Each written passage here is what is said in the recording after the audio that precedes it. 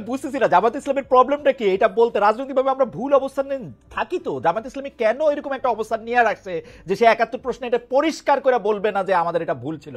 সে কিন্তু অনেকগুলি ইফ বাটস এগুলির মধ্যে যুক্ত করে, সেগুলির মধ্যে এমনকি ৭১ সালে এটা হওয়াই উচিত হয় নাই বিকজ ইন্ডিয়া এখানে সাহায্য করছে, এগুলি কি কি জানি বলতে থাকে। But ৭১ is a reality. আমরা বাংলাদেশে দাঁড়ায় আছি, আমাদের প্রবলেম কি এটা বলতে, স্বীকার করতে প্রবলেমটা কি? আপনার কাছে কি মনে হয়? না, আমি যদি সাইকোলজির জায়গা থেকে দেখি, এটা একটা জেনারেশনাল গ্যাপের কোশ্চেন আছে। আরেকটা হইলো এই যে আপনি সারাক্ষণ জামাত ইসলামকে মুক্তিযুদ্ধের বিপক্ষ বইলা আপনি হচ্ছে তাকে ট্রমাটাইজ করে রাখেন, যে কারণে সে তার সাইকোলজি থেকে আগাইয়া এটাকে কখনো চিন্তা করতে পারে না।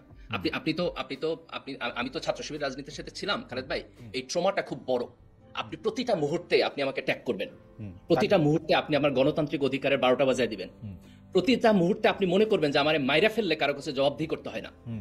তখন যেটা হয় জামাত শিবিরের সাইকিতে, এই স্বাধীনতা মানে দাঁড়ায় এইটা যে আমারে মাইরা ফেলা হলো আপনার স্বাধীনতা, and that creates a very very big wall in democracy, believe me, আমি আমার এক্সপেরিয়েন্স থেকে বলতেছি।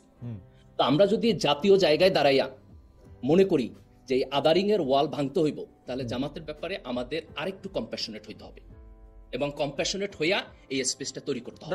আপনার কাছে কি বলা, জামায়াতের কি দেখেন আপনি, জামায়াতের দায়িত্বটা কতটুকু আপনি দেখেন, জামায়াত তো কিরকম আপনি দেখেন? ডক্টর গালিব আপনারে বলি, জামায়াত কিরকম দেখেন? জামায়াতের লাইনে লাইনে খাপে খাপে খোপে খোপে কথা না বললে ছাত্রদলের নিয়া, বিএনপির নিয়া, এতদিনকার এলাই কাউরে নিয়া কথা বলতে, তাদেরকে মানুষের সামনে ছোট করতে, বাম ডামের কথা আমি বাদ দিলাম, একটু দেরি করে না কিন্তু একটু নাইসলি বলে।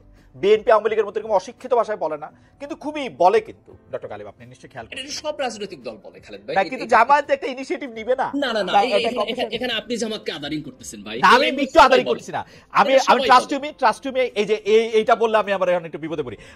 আমি একটু আদারিং করছি না এই প্রসঙ্গ। আমি যদি আওয়ামী লীগের কাউরে পাইতাম, আপনার থেকেও আমি অনেক কঠিন ভাবে এটা আমি তাদের জানতে চাইতাম যে তারা আসলে 24-এ এটার ব্যাপারে তাদের মানে তাদের বিন্দুমাত্র রিমোর্স আছে কিনা। আমি জামাতের ব্যাপারে কোশ্চেনগুলো আসবে, 71 ইস্যুতেও আসবে, কিন্তু আমাদের একটা খুব এটা মানে প্লিজ আমাকে মানে এটা ধরেন যে আমি জামাতের জায়গা থেকে প্রশ্নটা করতে, আমি ইন্ডিপেন্ডেন্ট জায়গা থেকে বলতেছি যে যেই আদারিং, যে দেখেন এই যে বাকিউল্লাহ ভাই বলতেছে, আমি সরি বারবার আমি আপনাকে ধরেন যে বামদের সাথে জেনারেলাইজ করতেছি, এটা হয়ে যাচ্ছে।